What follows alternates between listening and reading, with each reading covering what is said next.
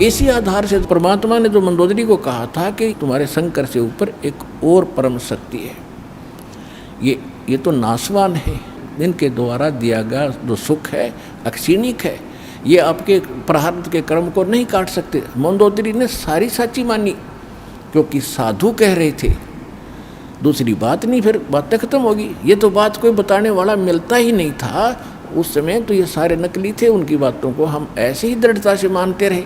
अब मंदोदरी ने फिर वो लंकापति रावण को सुनाना चाहा।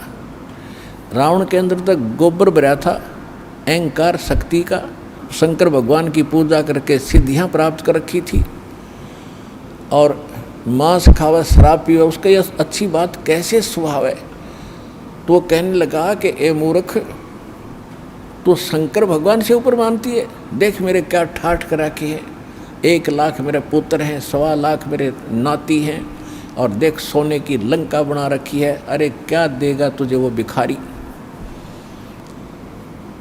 मंदोदरी ने बहुत कोशिश की पर बुद्धि भ्रष्ट के बाद पल्ला पड़ी नहीं। फिर मंदोदरी ने कहना ही बंद कर दिया। उसके बाद फिर क्या होता है कि उसने सोचा कर और कोई मेरी चर्चा सुनने वाला नहीं, ये ऐसा ज्ञान है इंसान दूसरे को सुनाए बिना रह नहीं सकता।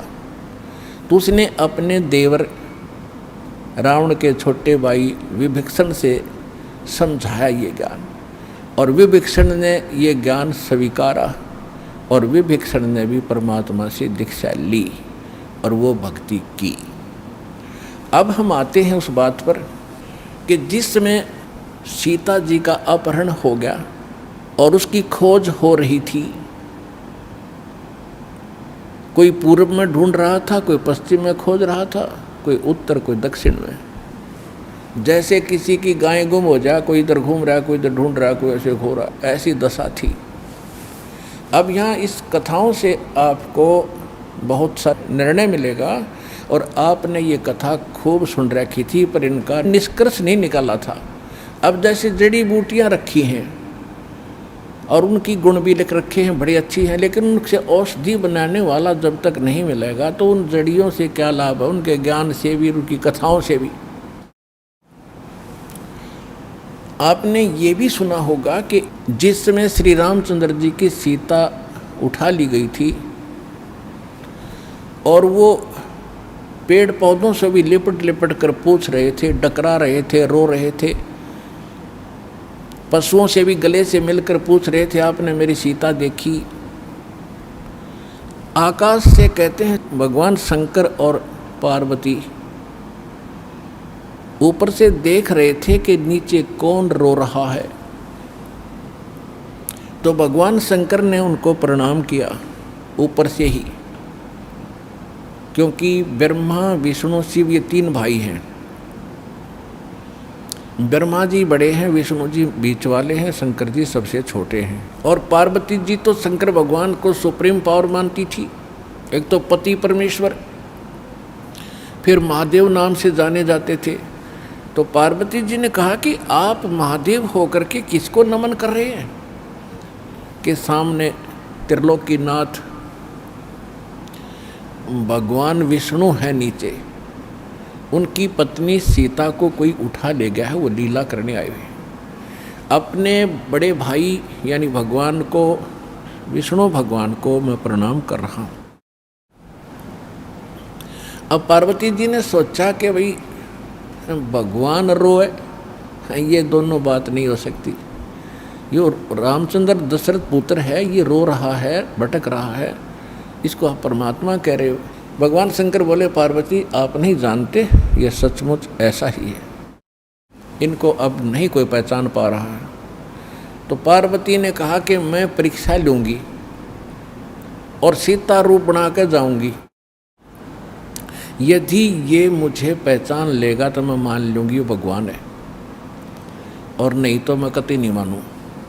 तो भगवान शंकर ने कहा कि यह गलती मत करना, यदि तूने सीता रूप बना लिया तो तू मेरे काम ते गई, तू मेरे बड़े भाई की पत्नी का रूप बनाओगी तो मेरे लिए पत्नी रूप में स्वीकार्य नहीं रहेगी, तो माँ के तुल्य हो जाएगी। उस समय तो पार्वती ने कहा कि ठीक है, नहीं मैं नहीं जाऊंगी जी, अब शिव जी गए सैर सपट्टे को, और आदत है ये, इस मन का स्वभाव है कि क्या पता चलता, अभी 2 मिनट में परीक्षा लेकर आती हूँ। सीता रूप बनाया, रामचंद्र जी के सामने खड़ी होगी, जिधर से रास्ते में खोजता हुआ जा रहा था। रामचंद्र जी ने कहा कि हे दक्ष पुत्री माया, हे राजा दक्ष की बेटी, आप भगवान शंकर को कहाँ छोड़ आई, अकेली कैसे वन में? तो शर्मिंदा हुई और कहा कि सचमुच शंकर भगवान जी आपको ठीक ही प्रणाम कर रहे थे, नमन कर रहे थे, आप तो सचमुच भगवान हैं। अपने आत्मा यहाँ देखना एक पॉइंट सोचने का है। श्रीमद् भगवद गीता अध्याय नंबर 7 के श्लोक नंबर 6, 7, 8 में स्पष्ट किया है कि ये काल बोलता है गीता को, जो ब्रह्मा विष्णु में इसका पिता है। ये कहता है कि अर्जुन, बुद्धिमानों की बुद्धि और बलवानों का बल मेरे हाथ में है। जब चाहे स्विच ऑन कर दूं इनकी बुद्धि का, और जब चाहे ऑफ कर दूं। जैसे महाभारत के अंदर अर्जुन को ताकत दे दी और लाखों लोगों का नाश कर दिया उस काल से प्राप्त शक्ति से, और फिर वही अर्जुन जब श्री कृष्ण जी का निधन हो गया था, एक हत्या हो गई थी और सारे यादव आपस में लड़ मरे थे, उनकी पत्नियों को लेकर आ रहा था, रास्ते में जंगली लोगों ने, भीलों ने अर्जुन को पीटा, लूटा, और वही धनुष जिसे महाभारत का युद्ध जीता था वो साथ लिए रहता था उसको, और उस दिन उसके हाथ नहीं उठे, खड़ा खड़ा कांपे वो। जब सारा काम हो लिया, वो भील भ्याल पीट कर लूट कर कुछ औरतों को भी ले गए और चले गए, तब अर्जुन कोस रहा श्री कृष्ण जी को कि श्री कृष्ण बड़ा धोखेबाज था, इसने हमारे साथ बड़ा धोखा किया है। पहले तो मुझे शक्ति दे दी और ना जाने कितने जीवों का नाश करा मैंने, और आज मैं खड़ा खड़ा पिट रहा हूँ, वही अर्जुन हूँ और वही गांडीव धनुष है मेरे पास, आज ये मेरे से प्रतिज्ञा भी नहीं चढ़ाई जा रही इसकी। तो परमात्मा ने बताया कि ना श्री कृष्ण धोखेबाज था, ये सारे इस काल के अधीन हैं, इसके रिमोट से चलते हैं। तो उसी ने, काल ने जब विनाश करना था महाभारत का, तो अर्जुन को ताकत दे दी और फिर वापस ले ली, उसने अपना काम करा दिया जो करना था नाश। अब अर्जुन कितना पिट्टो। इसी प्रकार ये कहता है बुद्धिमानों की बुद्धि मेरे पास है। अब जब श्री रामचंद्र जी की खुद पत्नी गुम थी, है उसका तो पता नहीं उसने कौन उठा लेगा, ढूंढते फिर जैसे गायें गुम हो जाया करे। हर वह पार्वती पहचान ली, तू तो पार्वती है, सीता नहीं है, तो वहाँ उसकी ऑन कर दी और फिर ऑफ कर दी, ये खा धक्के। अब क्या होता है, अब हनुमान जी ने छलांग लगाई, एक सिद्धि है जो आकाश में उड़ जाने की प्राप्त हो जाती है। आकाश मार्ग से जाके वो लंका में प्रवेश हुआ हनुमान जी। उनको कुछ आभास हो गया था, किसी जटायु नाम के एक पक्षी ने बता दिया था कि लंका का राजा रावण उठा कर ले गया, इसलिए वहाँ जाने की और किसी में हिम्मत नहीं थी। सूरवीर बलवान थे, हनुमान जी ने कहा कि मैं जाऊँगा तो कुछ ऐसी निशानी दो मुझे ताकि मुझे पहचान सके कि मैं ऐरा गहरा व्यक्ति नहीं हूँ, मुझ पर विश्वास करे माता।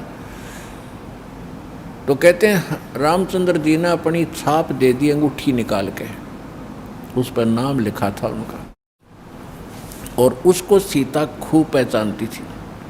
उधर से सीता को घना दुखी कर ही रखा था, सता रखा था रावण ने, एक नौलखे बाग में छोड़ रखा था और उससे रोजाना यातना दिलाता था और अपनी पत्नी बनने की स्वीकृति वो उससे करवाना चाहता था, वो उसने स्वीकार नहीं की।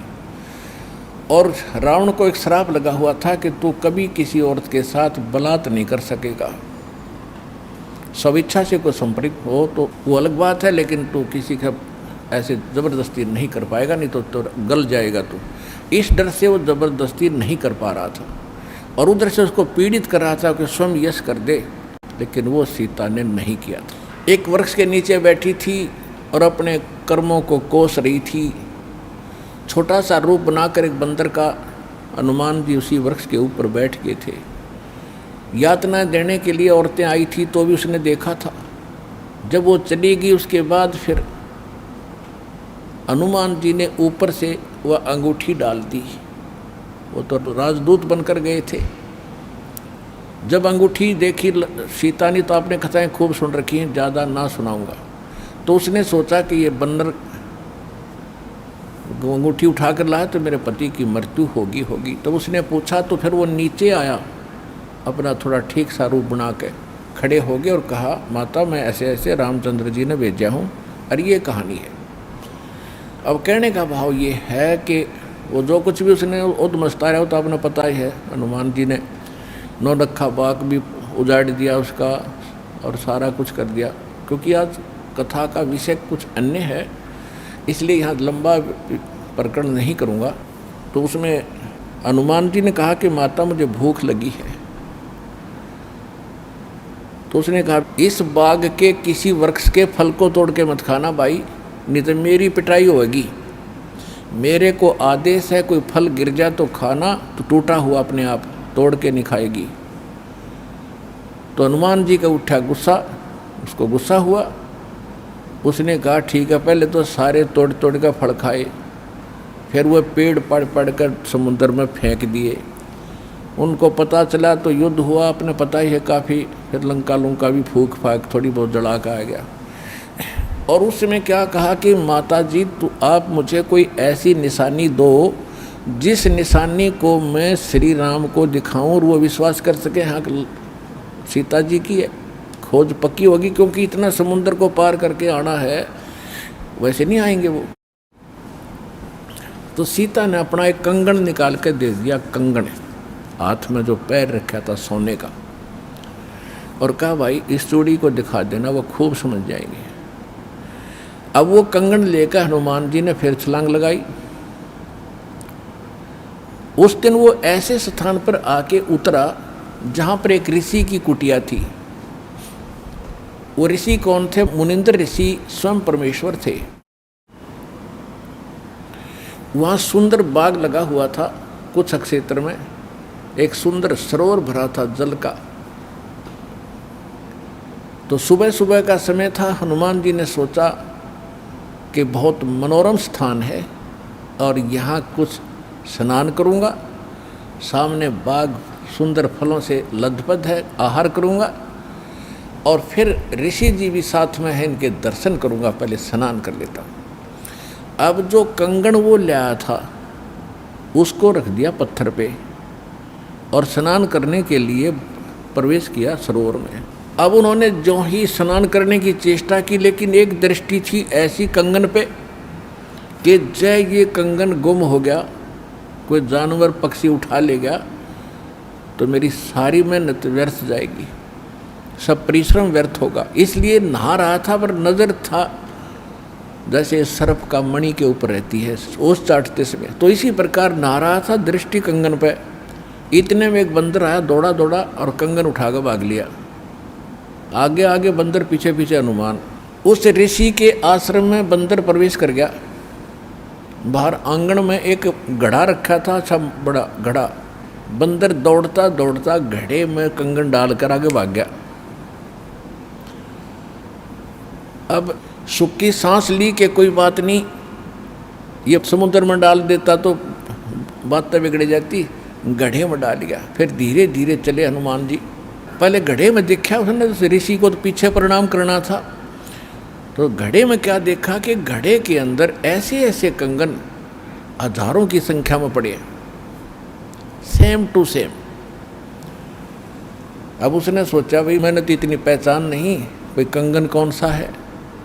और श्री रामचंद्र जी तो सारा जानते हैं, उनके कंगन के ऊपर सारी निशानियों को पहचानेंगे, और मैं कोई गलती से दूसरा उठा ले गया तो वो मानेंगे नहीं।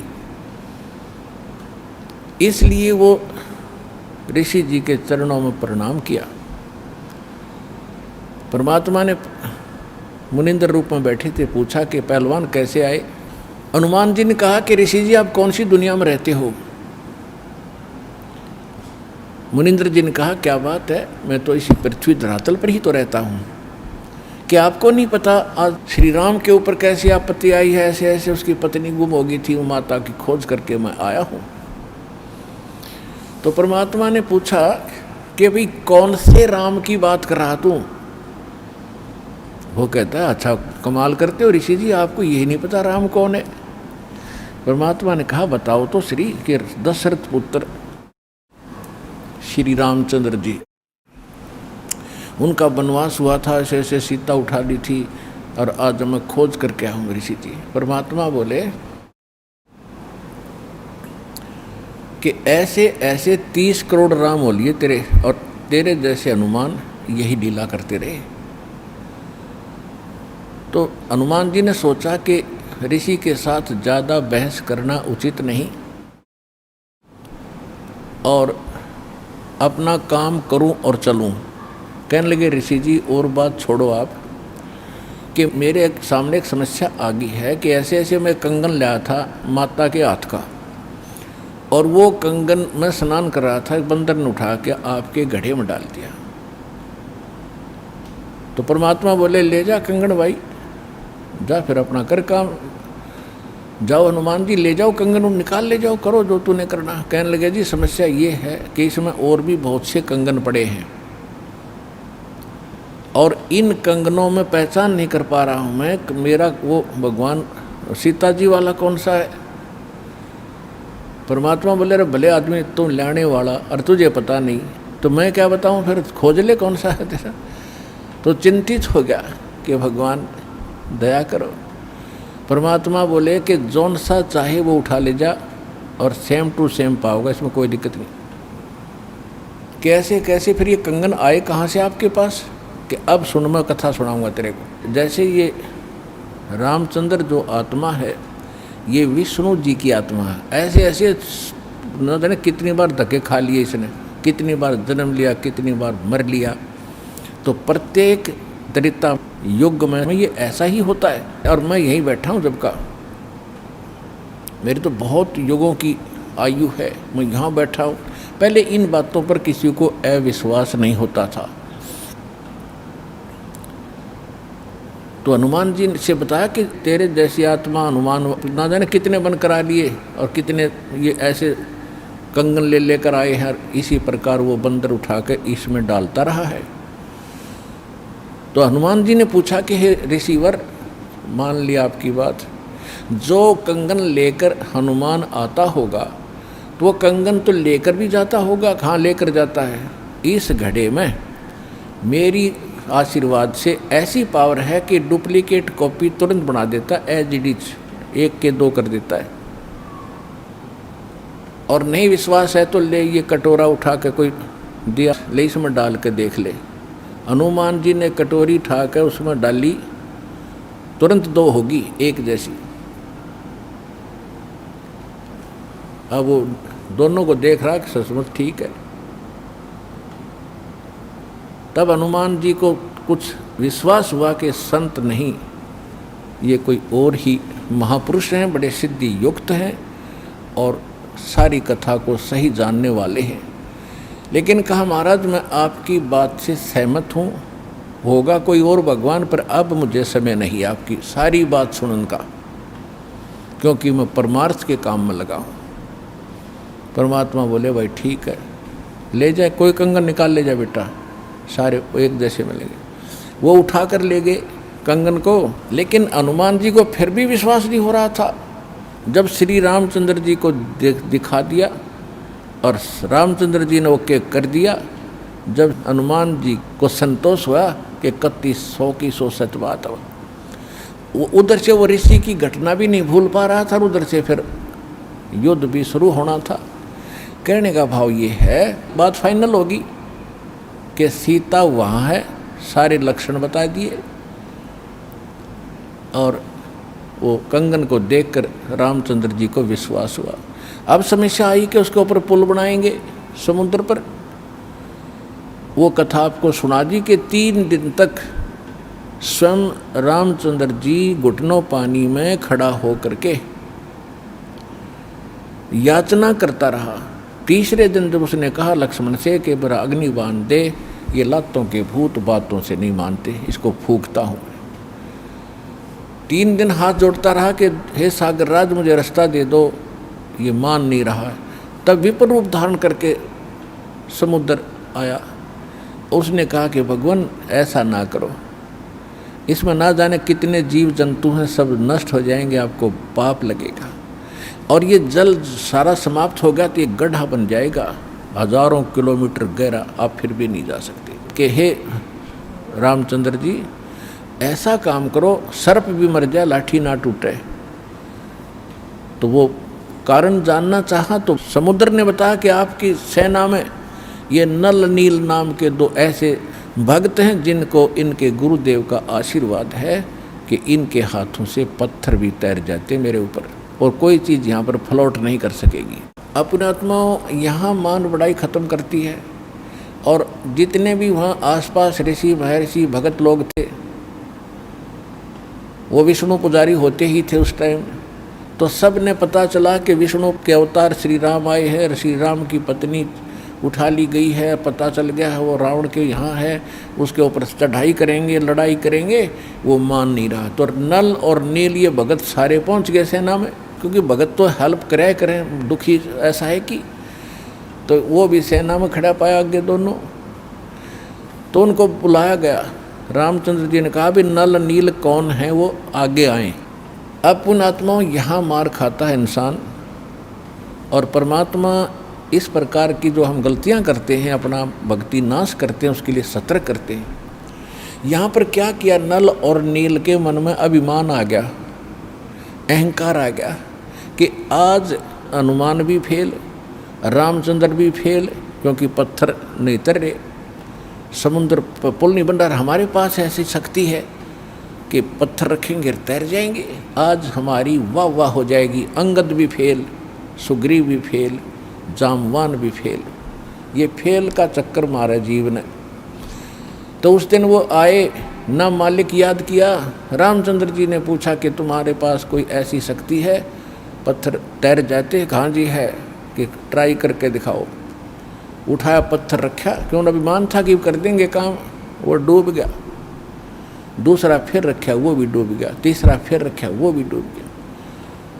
अब रामचंद्र जी समुद्र की तरफ देख रहे हैं, विपर रूप में खड़े थे, ब्राह्मण रूप में, और ये कहना चाह रहे हों कि तू झूठ बोलता था, इनके पास कोई पावर नहीं। तभी समुद्र ने कहा, विपर रूप में खड़े समुद्र ने, क्योंकि ये देवता होते हैं, ये जल जो है ये देवता नहीं है, जल का कंट्रोलर एक देवता है, उसको वरुण कहते हैं। वो आकर खड़ा हो गया।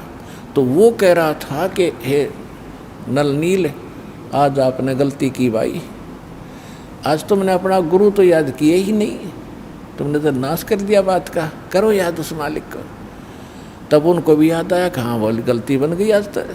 तो यहाँ परमात्मा बताते हैं, जैसे माता गर्भ को रख यत्न बनाए, ठेस लगे तो छन होवे तेरी, ऐसे भक्ति नसावे। जैसे किसी बहन बेटी को गर्भ रहा हो तो उसकी कितनी केयर टेक करती है वह उस लाल को सफल करने के लिए कि मेरा गर्भ पूरा हो और बच्चे का मुंह देखूं मैं। तो वो कैसे चिंतित रहती है, चलते समय भी कहीं ऊंचे नीचे पर पैर ना रखा जा, भगवान मेरा बालक गर्भ खराब ना हो जा। रात को सोती है, करवट लेती है, तब भी एकदम उठ के उधड़क जाती है, कहीं बच्चे पर दाब ना आ गई हो, मेरा गर्भ ना खराब हो जाए। तो कहते हैं जैसे माता गर्भ को और रखे यतन बनाए और ठेस लगे तो छन हो जाता है, तेरी ऐसे भक्ति नसावे। तो इस भक्ति रूपी गर्भ जो आज आपकी आत्मा में परमात्मा के सच्चे शब्द से पल रहा है, इसको इतना संयम से, इतना देखभाल से, यानी सावधानी से इसको परिपक्व करना पड़ेगा। जैसे माता गर्भ को रख है यतन बना और ठेस लगे तो छन हो, तेरी ऐसे भक्ति नसावे। तो छोटी मोटी हम गलती कर देते हैं लापरवाही में, क्योंकि हमने इस लाल की कीमत का नहीं पता, जो आज हमारी आत्मा में सत भक्ति रूपी जो मालिक का मंत्र से गर्भ रह रहा है, यानी आत्मा प्रफुल्लित हो रही है। जो भक्ति रूपी जो लाल हमारे अंदर बन रहा है, इसको ऐसे संभाल के रखना है, ना अभिमान करना है, कोई मर्यादा भंग नहीं करनी है, नहीं तो फिर नुकसान हो जाएगा, आपकी भक्ति नष्ट हो जाएगी। अब उन्होंने परमात्मा को याद किया, रहे नल नील यतन कर हार, तब सतगुरु से करी पुकार। रहे नल नील यतन कर हार, तब सतगुरु से करी पुकार। जा सतरे खोलखी अपार, सिंधु पे सिला तराने वाले। जा सतरे खोलखी अपार, सिंधु पे सिला तिराने वाले। धन धन सतगुरु सत कबीर, भगत की पीड़ मिटाने वाले। धन धन सतगुरु सत कबीर, भगत की वो पीड़ मिटाने वाले। नल नील ने जब याचना की हृदय से, हे भगवान गलती बन गई, आपके हाथ में इज्जत है हमारी, तो उसी समय परमात्मा वहाँ प्रकट हो गए। थोड़ी सी दूरी पर सब ने देखा कि वो कौन आ रहा सामने। नल नील ने भी देखा, ये तो मेरे गुरुजी आगे हमारी पुकार सुन ली इन्होंने। जब मुनिंदर जी निकट आए, सभी ने दंडवत प्रणाम किया। श्री राम ने, हनुमान ने, सब ने। हनुमान जी ने देख लिया, बाबा जी तो वही है भाई, ये तो बिल्कुल सही, ये तो शक्तिशाली ऋषि हैं। लेकिन उस समय और वार्ता करने का समय नहीं था। जो समस्या थी वह उनके सामने अड़ी हुई थी। तब श्री रामचंद्र जी ने मुनिंद्र ऋषि से अर्ज की थी, भगवान आज हमारे सामने ये समस्या आई है। अभिमानी रावण हमारी याचना नहीं मान रहा है। हमने उसे खूब दूत भेजकर, अंगद को, हनुमान जी को, सबको भेजकर उससे प्रार्थना कर ली है, इसको लौटा दे मेरी पत्नी को। वो माना नहीं। अब नहीं माना तो हमें युद्ध करना पड़ेगा और उसके लिए रास्ता चाहिए समुद्र पर। समुद्र रास्ता दे नहीं रहा। इसने विधि बताई कि आपके शिष्यों के पास यह शक्ति थी। मेरा दुर्भाग्य कि आज इनके हाथों में भी शक्ति नहीं रही। तो परमेश्वर ने कहा कि आज के बाद इनके हाथों में यह शक्ति रहेगी भी नहीं। इन्होंने बहुत बड़ी गलती की है, जो हम मैं रोज़ बताता हूँ कि अभिमान से भगवान कोसों दूर है। और इतने दिन के बाद इतना दुख था इनके ऊपर, इन्होंने फिर बकवास कर दी। अब इनके पास यह शक्ति नहीं रही। तो श्री रामचंद्र जी ने कहा कि हे ऋषिवर, मेरी समस्या का समाधान करो। जब आप अपने बच्चों को, अपने शिष्यों को आशीर्वाद दे सकते हो सिला तराने का, तो आप खुद भी कृपा बख्श सकते हो मेरे लिए लंका में जाने का रास्ता बना दो। तब परमेश्वर ने कहा ठीक है भाई, मेरा वचन है तेरे बाप तय। परमेश्वर ने कहा था कि तेरे बाप से मेरा वचन है कि तेरा पुल बनवाऊंगा। अब ये रामचंद्र जी का समझ में नहीं आई कि मेरे बाप से और क्या वचन है इनका, क्या वायदा है। परमात्मा ने अपनी प्यारी आत्मा धर्मदास जी को बताया था कि जब मैं प्रथम सतयुग में सतलोक से यहाँ आ रहा था तो बीच में इस काल की एक तपस्या है, वहाँ पर जीव दुखी किए जा रहे थे और मैं जोग जीत रूप में अपने पुत्र के रूप में वेशभूषा में था। तो इसने पहले मेरे साथ कुछ बकवास करी थी, ज्योत निरंजन ने इसकी पार नहीं बसाई थी, तो मेरे चरणों में गिर गया था। और इसने मेरे से वचनबद्ध करवा कर कुछ प्रार्थना की थी कि कुछ और सुविधा मुझे देना। उनमें से एक तो ये थी कि मेरा पुत्र विष्णु श्री राम रूप में जाएगा, और ऐसे उसके प्रारब्ध में लिखा है कि उसकी पत्नी को रावण उठाएगा, समुद्र पर पुल नहीं बनेगा, आपके बगैर वहाँ कोई कृपा नहीं कर सकेगा, उसकी हेल्प नहीं कर सकेगा। तो परमात्मा ने स्वीकार किया था कि मैं ये काम भी करूँगा। फिर दूसरा वर्ग क्या था कि वो फिर समुद्र के ऊपर उसने जो तीर त्यार दिखा के ज़बरदस्ती धमका के रास्ता लेना चाहा था, इसका प्रतिशोध समुद्र लेगा। वो क्या करेगा कि जब ये श्री कृष्ण रूप में जाएगा और फिर ये क्या करेगा, बाद में मृत्यु के उपरांत एक राजा को दर्शन दे करके जगन्नाथ का मंदिर बनवाना चाहेगा अपनी महिमा बनाए रखने के लिए। तो उस पुरी के स्थान पर जो जगन्नाथ मंदिर बनवाओगा उसको समुद्र इस प्रतिशोध में नहीं बनने देगा कि इसने मेरी बेइज्जती की थी तीर दिखा के राम रूप में, इसका प्रतिशोध लेगा और वो मंदिर न बनने नहीं देगा, बार बार तोड़ेगा। आप उसका मंदिर बनवाना। क्योंकि बच्चे हट कर लेते हैं तो वो मानते नहीं हैं, तो इसलिए वो कह रहा था जी आप दया करिए, वो मानेगा नहीं। तब परमेश्वर ने कहा था तथास्तु। और भी कई चीज़ें कही थी कि दूसरा ये मांगा था कि 3 युगों में जीव थोड़े पार करना।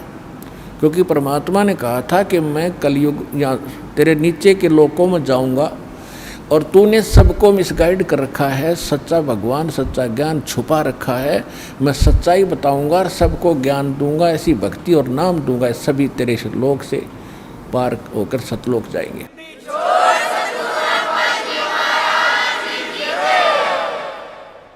तो इस बात से वो बहुत दुखी हो गया कि तो मेरा नाश करेगा, मेरे बाग को उजाड़ेगा, क्योंकि काल ने हमारे को मिसगाइड करके, धोखा करके, मूर्ख बना के, विवश करके और इस कच्ची बेड़ियों से बांध रखा है। ये शरीर दे दिया, इसमें हाड़ चाम मांस सारा, थूक टट्टी पेशाब सारा भरा पड़ा है और हमने इतना प्यारा लगा है ये छूट नहीं जा।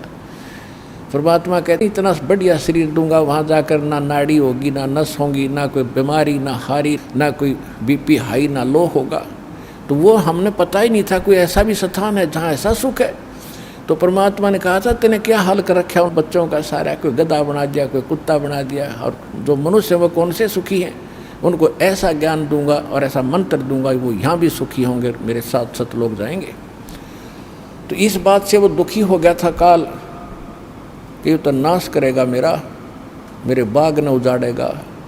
भगवान का पता लग गया, सच्चे स्थान का पता लग गया तो यहाँ कौन रहेगा। तो तब उसने चरणों में गिर के रा करके कबीर भगवान से याचना की थी कि 3 युगों में जीव थोड़े ले जाना और चौथे युग में आप कितने ले जाना।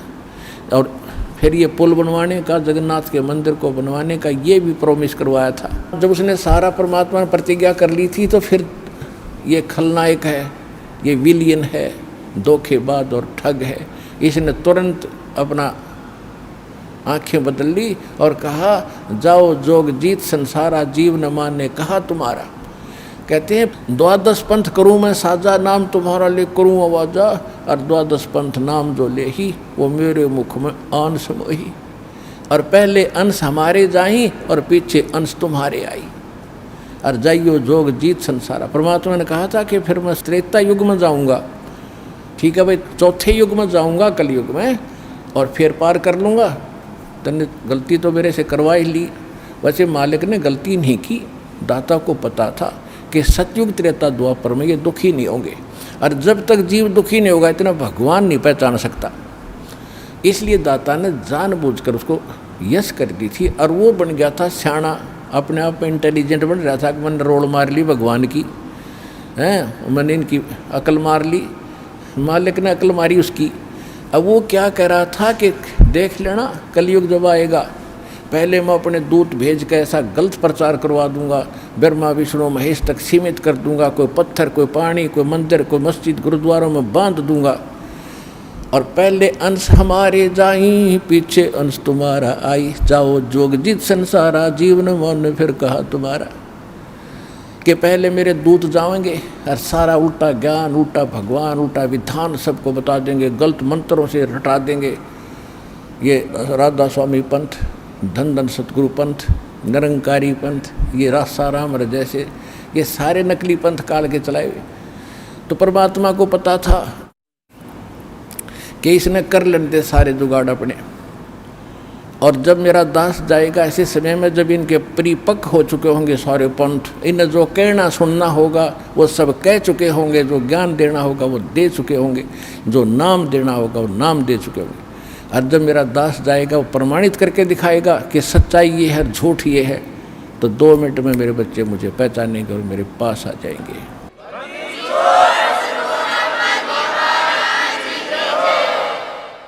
परमेश्वर ने कहा था कि चौथा युग जब कलयुग आई तब हम अपना अंश पठाई, और घर घर देखो बोध विचारा, और सत्य नाम सब ठोर उचारा। तो इस प्रकार परमात्मा ने जो बताया था कि चौथा युग जब आएगा और कलयुग बीतते 5500 पाचा, जब ये वचन मेरा होगा साचा। कलयुग बीत जावे जब एता, सकल सृष्टि सभी प्राणी परम पुरुष पद चेता, कि जब वो कलयुग 5500 वर्ष बीत जाएंगे तब ये मेरी बात सच्ची होगी कि घर घर में सतनाम का जाप होगा, घर घर में मेरे ज्ञान की चर्चा होगी। लेकिन ये उस समय सच्चा होगा जब कलयुग 5505 बीत जाएगा, और उस समय सभी को पता होगा कि एक परम पद है। कौन सा? गीता अध्याय नंबर 18 के श्लोक नंबर 62 में, जिसके विषय में कहा कि अर्जुन, तू सर्वभाव से परमेश्वर की शरण में जा, उसकी कृपा से ही तू परम शांति को और सनातन परम धाम को, शाश्वत स्थान को प्राप्त होगा। गीता अध्याय नंबर 15 के श्लोक नंबर 4 में कहा कि तत्वदर्शी संत की प्राप्ति के उपरांत उस तत्व ज्ञान से इस अज्ञान को काटकर उसके पश्चात परमेश्वर के उस परम पद की खोज करनी चाहिए, जहाँ जाने के बाद साधक कभी लौटकर संसार में नहीं आते। अगर आप ये वीडियो YouTube पर देख रहे हैं तो हमारे चैनल को सब्सक्राइब करें और बेल आइकन को दबाना ना भूलें। अगर आप Facebook पर ये वीडियो देख रहे हैं तो हमारे पेज को लाइक करें।